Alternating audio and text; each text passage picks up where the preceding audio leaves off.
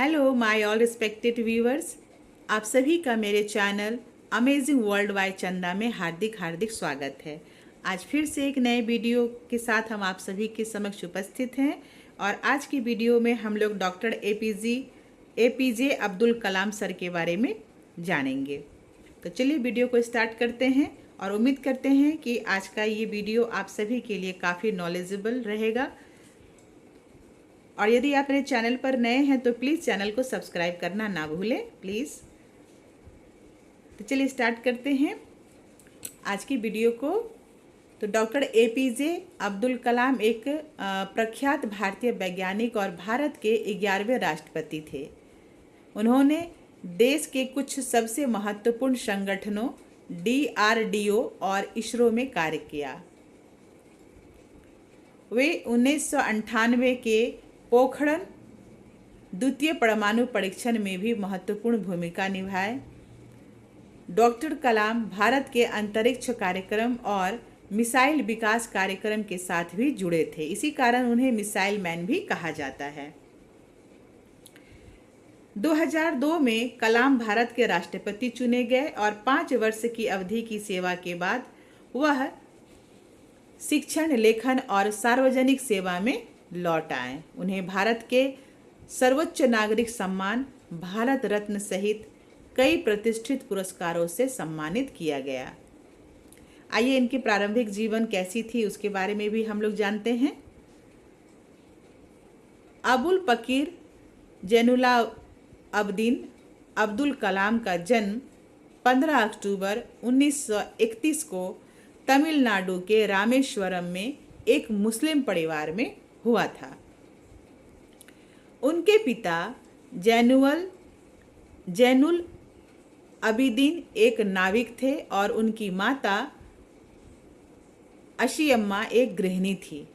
उनके परिवार की आर्थिक स्थिति ठीक नहीं थी, इसलिए उन्हें छोटी उम्र से ही काम करना पड़ा। अपने पिता की आर्थिक मदद के लिए बालक कलाम स्कूल के बाद समाचार पत्र वितरण का कार्य किया करते थे। अपने स्कूल के दिनों में कलाम पढ़ाई लिखाई में सामान्य थे, पर नई चीज़ सीखने के लिए हमेशा तत्पर और तैयार रहते थे। उनके अंदर सीखने की भूख थी और वो पढ़ाई पर घंटों ध्यान देते थे। उन्होंने अपनी स्कूल की पढ़ाई रामनाथपुरम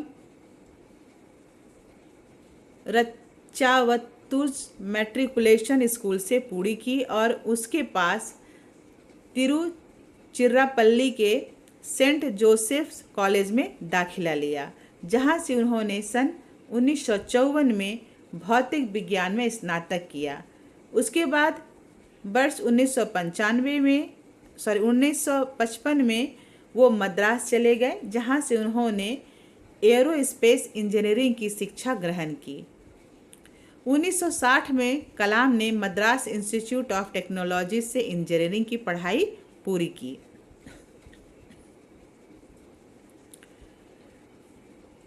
इनके कैरियर के बारे में भी जानते हैं। मद्रास इंस्टीट्यूट ऑफ टेक्नोलॉजी से इंजीनियरिंग की पढ़ाई पूरी करने के बाद कलाम ने रक्षा अनुसंधान और विकास संगठन DRDO में वैज्ञानिक के तौर पर भर्ती हुए। कलाम ने अपने करियर की शुरुआत भारतीय सेना के लिए एक छोटे हेलीकॉप्टर का डिज़ाइन बनाकर किया। DRDO में कलाम को उनके काम से संतुष्टि नहीं मिल रही थी। कलाम पंडित जवाहरलाल नेहरू द्वारा गठित Indian national committee for space research के सदस्य भी थे। इस दौरान उन्हें प्रसिद्ध अंतरिक्ष वैज्ञानिक विक्रम साराभाई के साथ कार्य करने का अवसर भी मिला। 1969 में उनका स्थानांतरण भारतीय अंतरिक्ष अनुसंधान संगठन यानी कि इसरो में हुआ। यहाँ वो भारत के सैटेलाइट लॉन्च व्हीकल परियोजना के निदेशक के तौर पर नियुक्त किए गए थे। इसी परियोजना की सफलता के परिणाम स्वरूप भारत का प्रथम उपग्रह रोहिणी पृथ्वी की कक्षा में 1980 में स्थापित किया गया। इसरो में शामिल होना कलाम के करियर का सबसे महत्वपूर्ण मोड़ था और जब उन्होंने सैटेलाइट लॉन्च व्हीकल परियोजना पर कार्य आरंभ किया, तब उन्हें लगा जैसे वो सही कार्य कर रहे हैं, जिसमें उनका मन लगता है। 1963-64 के दौरान उन्होंने अमेरिका के अंतरिक्ष संगठन नासा की भी यात्रा की। परमाणु वैज्ञानिक राजा रमन्ना, जिनके देखरेख में भारत ने पहला परमाणु परीक्षण किया, वे कलाम को 1974 में पोखरण में परमाणु परीक्षण देखने के लिए बुलाया भी था।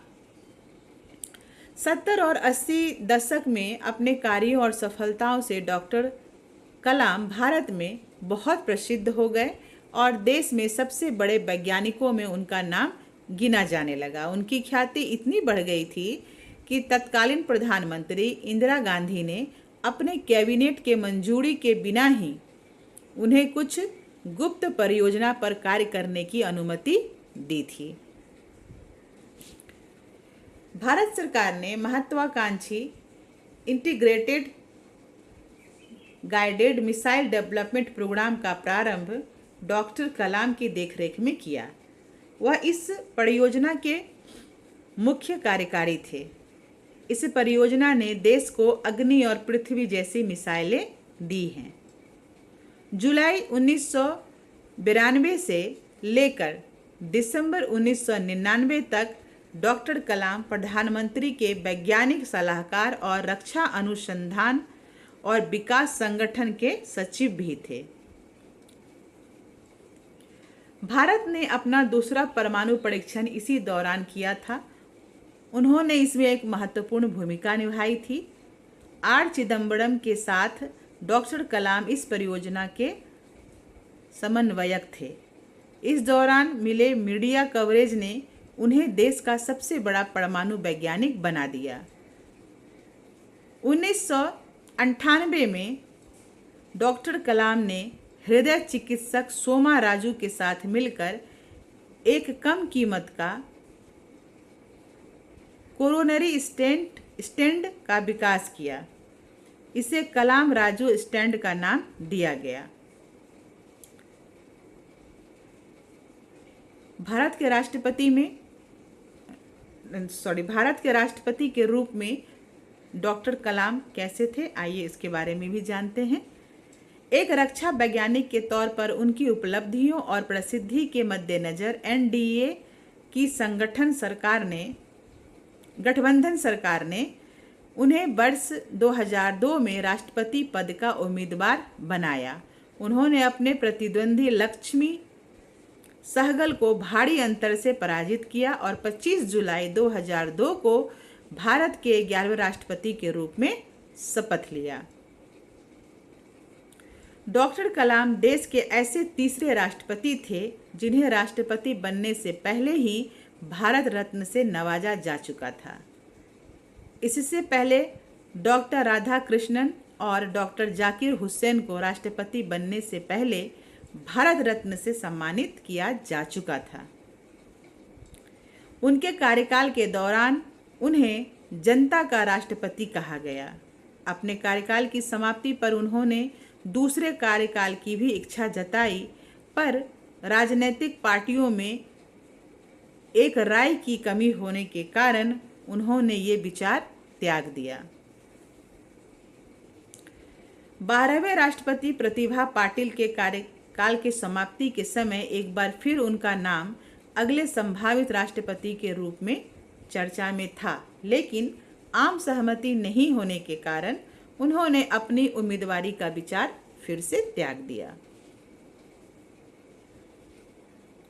राष्ट्रपति पद से जब वे सेवा मुक्त हो गए तो उसके बाद डॉक्टर कलाम शिक्षण, लेखन, मार्गदर्शन और शोध जैसे कार्यों में विलीन हो गए और भारतीय प्रबंधन संस्थान शिल्लोंग भारतीय प्रबंधन संस्थान, अहमदाबाद भारतीय प्रबंधन संस्थान, इंदौर जैसे संस्थानों से विजिटिंग प्रोफेसर के तौर पर जुड़े रहे। इसके अलावा वह भारतीय विज्ञान संस्थान बेंगलुरु के fellow, Indian institute of space science and technology, Thiruvananthapuram के चांसलर, अन्ना यूनिवर्सिटी चेन्नई में एरोस्पेस इंजीनियरिंग के प्रोफेसर भी रहे। उन्होंने आईआईटी हैदराबाद, बनारस हिंदू यूनिवर्सिटी और अन्ना यूनिवर्सिटी में सूचना प्रौद्योगिकी भी पढ़ाया था। कलाम हमेशा से देश के युवाओं और उनके भविष्य को बेहतर बनाने के बारे में बातें करते थे। इसी संबंध में उन्होंने देश के युवाओं के लिए व्हाट कैन आई गिव पहल की और इसकी शुरुआत की, जिसका उद्देश्य भ्रष्टाचार का सफाया है। देश के युवाओं में उनकी लोकप्रियता को देखते हुए उन्हें 2 बार 2003 और 2004 MTV youth icon of the year award के लिए मनोनीत भी किया गया था। वर्ष 2011 में प्रदर्शित हुई हिंदी फिल्म आई एम कलाम उनके जीवन से प्रभावित है। शिक्षण के अलावा डॉक्टर कलाम ने कई पुस्तकें भी लिखी, जिनमें प्रमुख है India 2020, a vision for the new millennium, wings of fire and biography, ignited minds, unleashing the power with in India, mission India, indomitable spirit. ये सब इनके मतलब बुक्स हैं जो काफ़ी लोकप्रिय भी रहे हैं और काफ़ी नॉलेजेबल भी हैं। देश और समाज के लिए किए गए उनके कार्यों के लिए डॉक्टर कलाम को अनेकों पुरस्कारों से सम्मानित किया गया। लगभग 40 विश्वविद्यालयों ने उन्हें मानद डॉक्टरेट की उपाधि दी और भारत सरकार ने उन्हें पद्म विभूषण और भारत के सबसे बड़े नागरिक सम्मान भारत रत्न से अलंकृत किया। और इनकी जो मृत्यु हुई 27 जुलाई 2015 को भारतीय प्रबंधन संस्थान शिल्लोंग में अध्यापन कार्य के दौरान उन्हें दिल का दौरा पड़ा, जिसके बाद करोड़ों लोगों के प्रिय और चहेते डॉक्टर अब्दुल कलाम हमेशा के लिए हम सभी को अलविदा कह गए। तो ये एक छोटी सी जानकारी थी हमारे कलाम सर के बारे में, जो कि बच्चे बच्चे में वो प्रसिद्ध हैं। बच्चा बच्चा उनका अनुसरण करता है और उनसे बहुत कुछ शिक्षा लेता है और आज भी हम सभी के लिए वो प्रेरणादायी हैं और हमेशा ही प्रेरणादायी बने रहेंगे।